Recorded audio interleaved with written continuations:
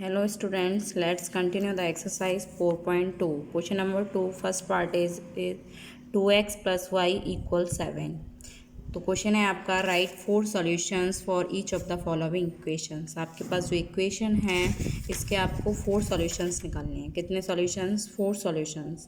देखो इसके आंसर्स उतने ही हो सकते हैं जितने क्लास में बच्चे हों, मतलब हर स्टूडेंट इसका डिफरेंट आंसर निकाल सकता है, अलग अलग। कोई ज़रूरी नहीं कि सबका आंसर सेम होना चाहिए। सबसे पहली बात, सबके आंसर्स डिफरेंट भी आ सकते हैं इसमें, बस ये है कि सॉल्यूशन आपका सही होना चाहिए। ठीक है, तो firstly we put x equal 0। मैं जनरली x 0 से स्टार्ट करती हूँ। तो आपने x इक्वल 0 पुट किया तो इक्वेशन थी 2x प्लस वाई इक्वल 0। तो 2 इंटू एक्स की जगह कितना पुट कर दिया? 0 प्लस वाई इक्वल 7। तो 2 इंटू 0 0 प्लस वाई प्लस 7, तो y की वैल्यू 7। तो आपका जो कोऑर्डिनेट क्रिएट हो गया 0,7, मतलब x coordinate 0 and y coordinate 7। तो complete coordinate 0,7। Next we put x equal 1। तो हमने x की वैल्यू, फिर देखो एक सॉल्यूशन हमारा आ गया, ये फर्स्ट सॉल्यूशन हो गया।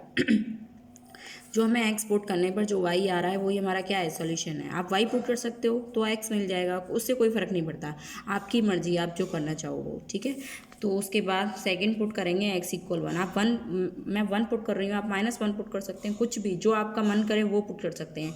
लेकिन आप जितनी, जैसे आप 100 पुट करो या 200 या 150 199 ऐसे वैल्यू पुट करोगे तो जितनी बड़ी वैल्यू होगा उतना कॉम्प्लिकेटेड हो जाता है सॉल्व करना। ठीक है, तो x की वैल्यू आपने 1 पुट की, तो 2 इंटू 1 प्लस वाई इक्वल 7। तो +2 प्लस वाई इक्वल 7। तो y 2 इधर जाएगा तो माइनस का, 7 - 2 5। तो आपने 1 पुट किया तब आपको 5 मिल गया, तो 1,5। तो ये इसका क्या हो गया? सेकेंड सॉल्यूशन हो गया। ठीक, उसके बाद वी पुट x इक्वल 2, क्या पुट किया? 2। तो 2 इंटू 2 प्लस वाई इक्वल 7। तो 4 प्लस वाई इक्वल 7। तो y इक्वल 7 - 4, ये इधर जाएगा तो माइनस का हो जाएगा, तो 7 में से 4 गया तो 3, तो 2,3। तो ये आपका थर्ड सॉल्यूशन हो गया। कौन सा सॉल्यूशन हो गया? थर्ड।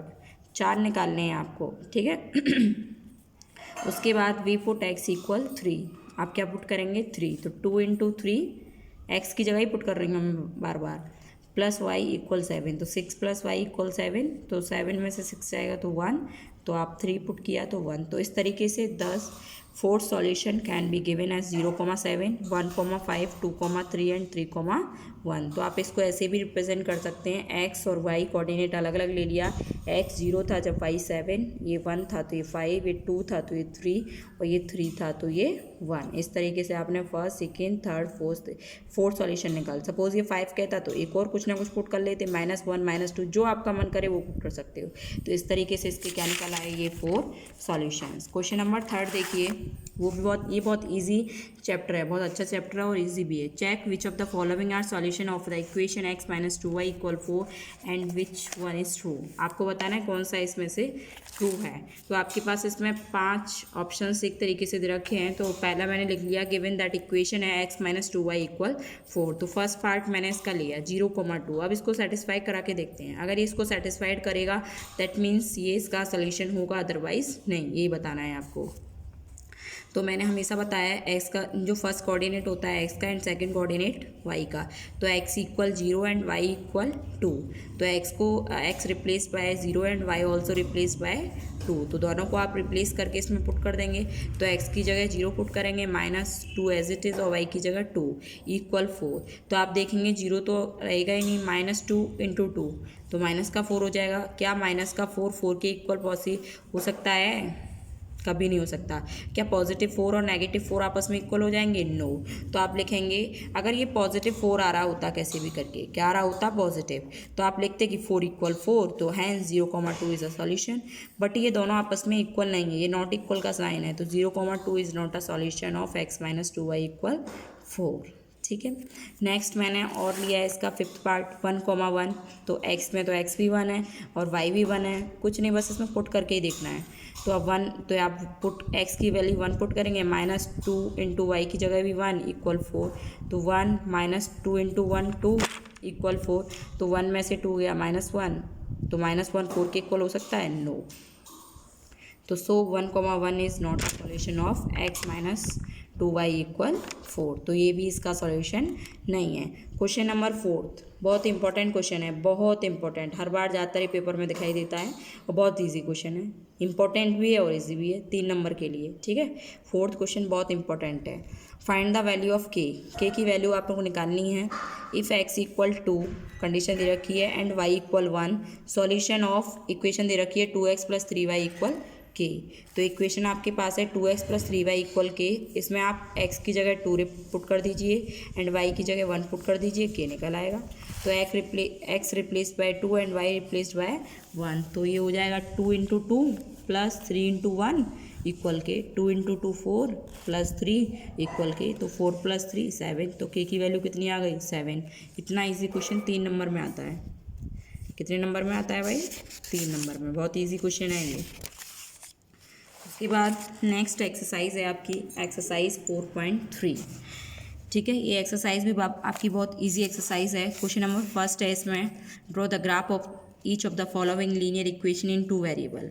देखो आपको ग्राफ निकालना है, ग्राफ बनाना है। तो ग्राफ के लिए हमेशा किसी भी लीनियर इक्वेशन इन 2 वेरिएबल का आप अगर ग्राफ बनाएंगे तो सबसे पहले उसके सॉल्यूशंस निकालने पड़ते हैं। कितने सॉल्यूशंस निकालने पड़ते हैं।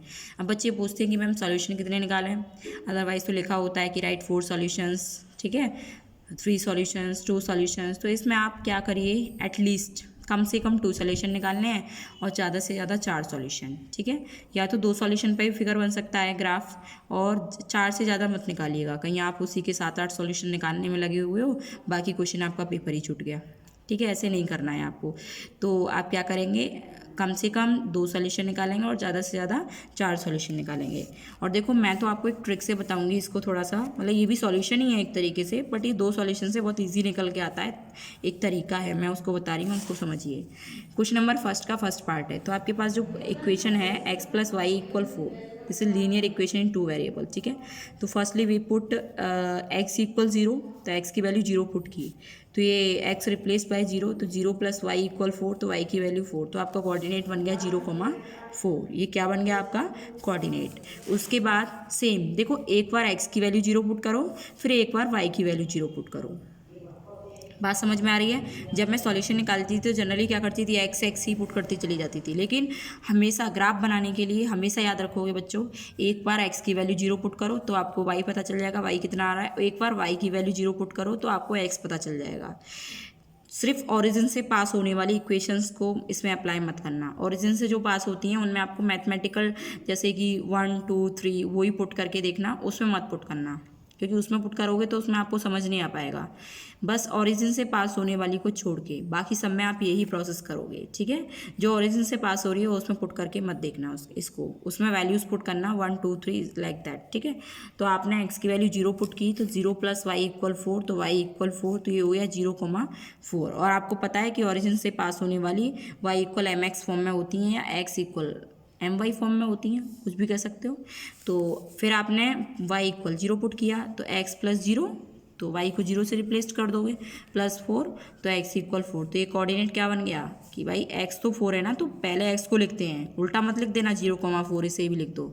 नहीं, x 4 है, फिर y कितना है 0, तो 4,0। अब आप इसका ग्राफ बनाएंगे तो आपने इस तरीके से लिख दिया कि x जब 0 है तो ये 4 है, और ये 4 है तो ये 0 है। ठीक है, अब आप इसका कार्टेशियन प्लेन ड्रॉ करेंगे। सबसे पहले क्या ड्रॉ करेंगे, कार्टेशियन प्लेन। तो कार्टेशियन प्लेन में horizontal axis draw x axis and vertical axis is known as y axis. ठीक है, तो सबसे पहले जो आपके कोऑर्डिनेट्स हैं 0,4, तो 0,4 देखो कहाँ आएगा, मतलब x तो 0 है लेकिन y 4 है, तो x 0 है लेकिन y कितना है 4 है, तो आप यहाँ पहुँच गए। तो ये कोऑर्डिनेट आपको पता है कि y एक्सिस पर x 0 रहता है एंड x एक्सिस पर y 0 रहता है, तो आपको पता है कि y एक्सिस पर आपको जाना है तो x 0 होगा, तो 0,4 आपका कोऑर्डिनेट ये हो गया।